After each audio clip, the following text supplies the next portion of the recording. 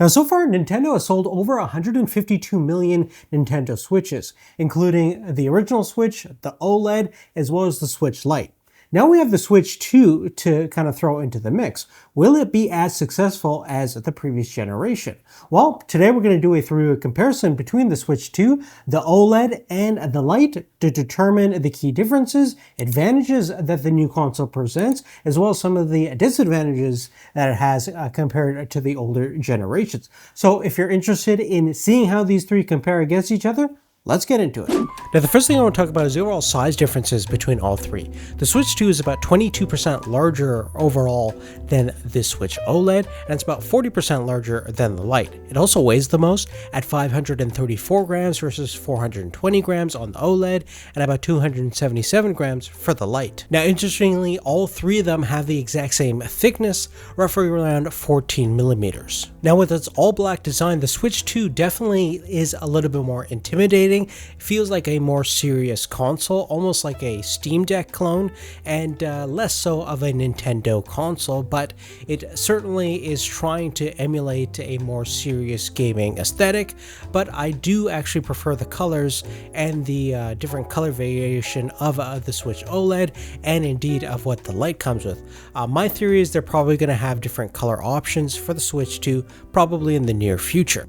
Now, the larger, beefier size is also great for people that have larger overall mitts, like myself, so you can game with it for potentially more comfortable long periods of time, versus it is a little bit challenging playing the Switch OLED and indeed the Lite due to the smaller compact size, and the buttons can feel a little bit cramped at times, even though the Switch 2 doesn't really have larger buttons, but since they're a little bit more spread out, they do feel a little bit more comfortable to use for me personally. The overall button tactile feedback that you get from the X, Y, A, B, and most of the front-facing buttons are pretty much identical in terms of the overall tactical feel and the clickiness. The triggers are larger due to the larger Joy-Con design, which is definitely nicer to use in my opinion, but the overall build quality and durability of the buttons feel very similar to the standard Switch and the OLED. Now, apart from the larger display that we'll get to, the biggest kind of design aesthetic difference from the Switch to the Switch 2 has to be the Joy-Cons, which are completely overhauled, not only in terms of the way that they attach with the magnetically attaching system, unlike the slide-out method of the previous generation, but the Joy-Cons themselves are a lot larger in pretty much every dimension. Great if you're going to use Joy-Cons for co-op play or just by themselves, and indeed the SL and SR buttons have been larger and more accessibly designed compared to the original Joy-Cons, which do feel a lot more cramped and harder to use. That being said, even with the improved ergonomics, I think gaming for hours on end with just the Joy-Cons themselves might be a challenge for most people, and in that situation you probably want to stick the Joy-Cons into the controller housing or use the Pro Controller. Now, another big feature is that each Joy-Con has an embedded optical sensor, allowing you to basically use it as a tabletop surface mouse. So with the actual basic Joy-Con, you basically put it on your tabletop, and with the accelerometers and gyroscope, it'll know its orientation and automatically convert itself to a mouse. You can use this mouse to actually navigate through the Switch operating system to do basic tasks, and in some games you could even play it like a keyboard and mouse like setup. The Joy-Con surface doesn't actually glide that well on most tabletop surfaces, so it's actually better to actually use the wrist straps. But what's even better, since the Joy-Cons themselves are very poor ergonomic design for a computer mouse, doesn't really fit in anybody's palm really. And in fact, a lot of people are actually 3D printing their own housing like what we did over here in order to make the Joy-Con a better mouse and cursor experience. So we used our Ender 3 to basically print out a 3D model of this design, and there's a couple of different designs out there, and it definitely improves the ergonomics of the Joy-Con as a mouse. It gives that nice overall thumb support as well as wrist support, more importantly, and gives you a nice firm stance and points the optical sensor in the right direction at pretty much all times, and makes it so it doesn't fall over and defeat the purpose of a mouse in the first place. So using this mod, I basically played a couple of games, including Cyberpunk 2077, and it definitely improved the overall ergonomics of the mouse, The performance of the mouse is not all that great. It is decent in terms of tracking, but not that accurate. You definitely want to have a good like mouse pad or desktop surface that tracks well. Also, the accuracy and efficiency of the sensor is not that great as well. So for the most part, this is mostly a gimmick. It's cool that you can do this, but this is not the first handheld to implement this kind of design. We've seen it in the Legion Go, and I think because the Legion Go, you can play many PC games. It's built around, obviously, the PC gaming platform. That has a lot more functionality and utility for a mouse versus this on the Switch feels more like a gimmick than anything else. Now, you can also hook up a USB camera or the official Switch 2 camera to the Switch 2 in order to actually do some video chatting and things like that while you're gaming, which could be fun. We're actually going to be testing that in a future video. And on top of that, there's also a new Pro version of the Switch controller, which is basically the same overall design as the previous generation Pro controller, but with more clickier buttons. We'll have an official video on the best accessories for the Switch 2 on the channel very soon. Now let's move forward and talk about probably the biggest difference between all three of these, and that has to be the display. The Switch 2 is utilizing a full HD 7.9-inch LCD IPS panel. It has a native resolution of 1920 by 1080 and a PPI count of 279. It's HDR10 certified and VRR up to 120 Hz for the first time on any Switch. The colors look really great and fairly vibrant for an IPS LCD panel, but it is quite glossy, and outdoor use you are going to get quite a lot of glare, unfortunately. The best screen definitely has to be on the Switch OLED, which is obviously an OLED. It is a 7-inch display, and the resolution is lower at 1280 by 720, 60 Hz refresh rate, and a PPI count of about 210. The Switch Lite is about 5.5 inches, has the same resolution as the standard Switch, and a higher PPI count because it's a smaller display of 267. It's also 60 Hz in terms of refresh rate. The best viewing angles and overall experience definitely has to go to the OLED. Obviously, you get the infinite black levels, but everything is a lot more vibrant, and even though there's that risk of long-term burn-in, which LCDs are a little bit more versatile for gaming specifically, but just the image quality on OLED is pretty much second to none, and certainly significantly better in person when you look at all three side by side. You can definitely see that the Switch OLED has the superior display, even though it's 60 Hz and a lower resolution. Now, the Switch 2 also in dock mode has some big upgrades, including 4K 60 FPS HDR10 output to supported external monitors and TVs. You can also output HD and Quad HD resolution at 120 Hz, and on the Switch OLED, it maxes out at 1080p at 60 Hz.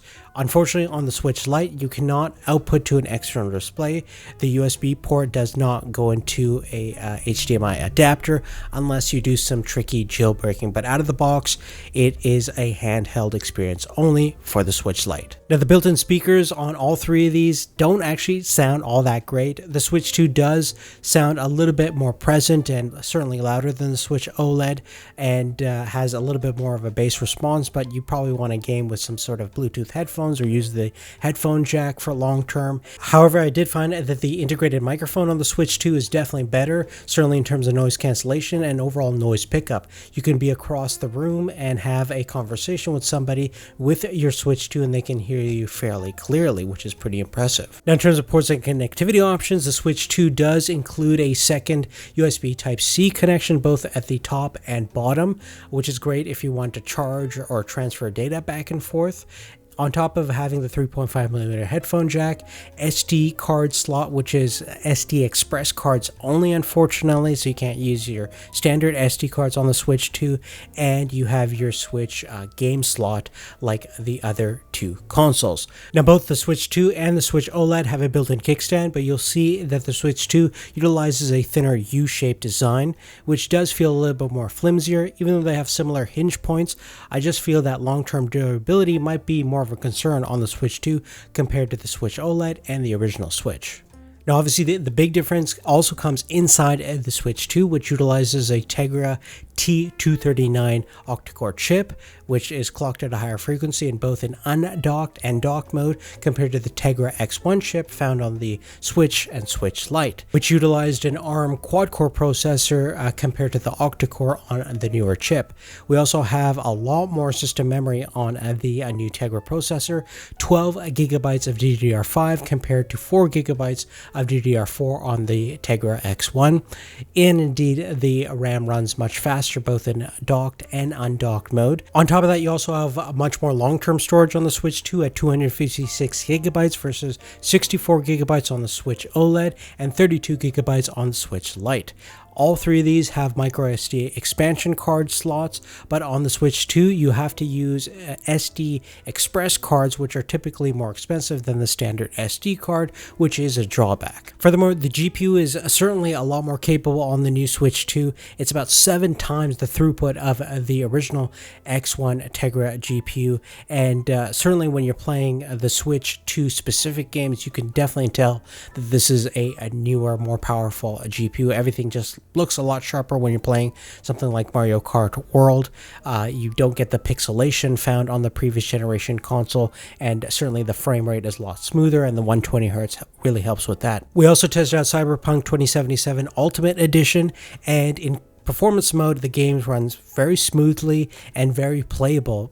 Certainly, you're not going to find the same level of sharpness and clarity as on a Xbox or PlayStation 5, but pretty impressive on a console nonetheless. And if you are going to be using this primarily as like a living room console, don't expect the same quality as a PS5 or something like that. It is going to be limited based on its form factor, and the fact that it has to be packaged into a handheld system is always going to be a limiting factor and never going to really deliver the same 4K performance as promised in the advertisements. Most of the games that you're going to look at, even the Switch 2 enhanced games, are going to be slightly upscaled at 1080p to match a 4K display, but look really great on the actual screen of the consoles themselves. Moreover, in terms of the wireless and networking capabilities, you are utilizing Wi-Fi 6 and the lower latency Bluetooth 5.2 on the Switch 2 compared to the Switch and Switch Lite, which utilizes Wi-Fi 5 and Bluetooth 4.1. Lastly, in terms of the battery life, in terms of the actual capacity itself, the Switch 2 is supposedly using a 5200 milliamp hour battery, and according to Nintendo, you can get anywhere between 2 to 6.5 hours of gameplay depending upon what you're doing. My real-world gameplay was more like 3 hours. On the Switch OLED, it's using a 4300 milliamp hour battery, and it's rated to 4.5 to 9 hours. Real world more like 4 hours, and the Switch Lite is utilizing the smallest battery at 3500 milliamp hours roughly, and you can get up to 3 to 7 hours of gameplay. Real world is more like 3 hours based on my experience. Now, to sum up everything we've talked about, I want to go through the pros and cons of the Switch 2 in comparison to the other consoles. The first big advantage that it has is definitely the internal upgrades. With the new NVIDIA processor, we're getting at least 7 times the performance both in handheld and in dock modes. So that definitely gives it a huge edge up in terms of loading and downloading applications. Using the UI is definitely more snappy, less sluggish, certainly a lot better than the previous gen. On top of that, with the new GPU, the graphical capabilities are definitely superior. You can now actually look at 4K at 60 frames per second on your TV, and certainly the frame rate and overall sharpness of the graphics is definitely a nice upgrade, especially for Switch 2 optimized titles. Furthermore, as a living room console, you can now actually do 4K resolution at 60 frames per second with the dock, on top of doing Quad HD and HD resolution at 120 frames per second. So certainly pretty capable little gaming system that's also a very powerful handheld. Beyond that, even though we don't have OLED, the built-in display does have a 120Hz refresh rate that's at 1080p, so a higher resolution than any other Switch at a higher refresh rate. Plus with the HDR, the colors look pretty good, and certainly the best display minus the OLED we've seen from a Switch. Moreover, we also get more internal storage than ever before at 256 gigabytes, and the Joy-Cons certainly are more beefier, a little bit more ergonomically friendly, and nicer in the hand to use, especially when isolated. Now let's go over the cons, and probably the biggest glaring con has to be the price point. At $450, this is certainly not a cheap handheld, and it's about $100 more than the OLED, and about more than double the price of the Lite. And considering the Lite is probably the best bang for the dollar handheld console that you can get, many of the used market, you can find these for under $100, and even brand new, you could find them for $180 to $200. Certainly if you're in it for the value aspect of things, I definitely think that the Lite beats both the OLED and the Switch 2. On top of that, the new games for the Switch 2 are definitely fairly limited and very expensive. Roughly around $80 to $100 for most of these AAA gaming titles that are made specifically for the Switch. So stuff like the new Mario Kart and Cyberpunk are around that $80 to $90. And you're not going to find many games that are optimized right now for the Switch 2. So certainly a big kind of drawback of the current console. Furthermore, if you're looking for a living room console that can actually compete with the PS5 and Xbox, well, you're going to be sadly disappointed with the graphical capabilities of the Switch 2. Yes, it can display 4K resolution at 60 frames per second, but it's not really rendering out that native resolution in the same way as the other consoles. And certainly the price point is very similar to the other consoles. So if you're looking for similar performance as Nintendo's promised, you're not going to really get that same graphical experience at a living room perspective. On top of that, if you buy a Switch 2 specific game card or actual physical copy, I found that you can't actually play them on both the Switch Lite and the standard Switch. You have to buy a specific version of the standard Switch game card to actually make them work. So that kind of sucks from a backwards compatibility standpoint. Moreover, another drawback is that even though we have a micro SD card on the Switch 2 like the previous gens, you have to use a SD Express style card, which are typically more expensive. And if you're coming from an older generation Switch where you have a micro SD card installed with all your games on it, unfortunately that won't work on the Switch 2. Furthermore, in terms of battery life, it's pretty much on par with the Lite in terms of real-world battery life based on my experience, and about an hour's on average worse than the Switch OLED. So if you're looking for a battery improvement, you're certainly not going to find it over the OLED version. And speaking of OLED, that's one big drawback of the Switch 2. It's still using an IPS LCD display, and even though the color rendition is good and we have good resolution and overall clarity, I still don't think that the vibrant color dynamics as well as contrast ratio is at the same level as an OLED screen. So certainly a big cost-saving effort from Nintendo to keep the margins high on the Switch 2. Moreover, in terms of using the Joy-Con as a mouse, I think it's more of a gimmick than anything else, a little bit of an afterthought. And most of the games that I've utilized the mouse functionality with didn't really enhance the experience too much. They in fact annoyed me more than anything else from an ergonomic and functionality perspective.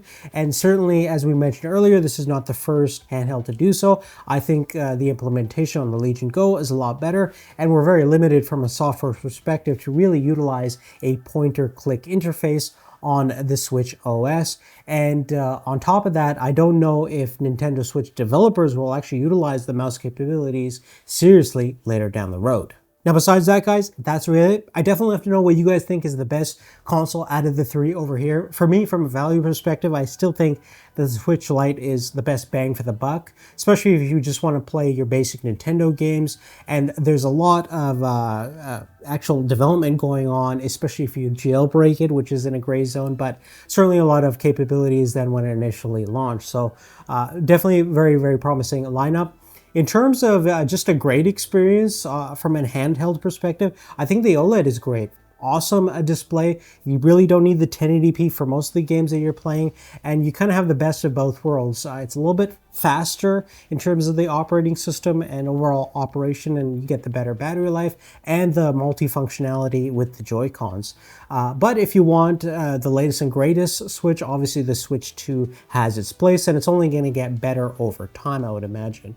But I would love to know what you guys think in the comment section down below. Please make sure you have liked, subscribed, and we're going to actually have a direct comparison between the Switch 2 and the OLED Steam Deck. So definitely make sure you subscribe to the channel or check out the video in the description down below. In the meantime, thanks for watching. We'll see you later. Take care.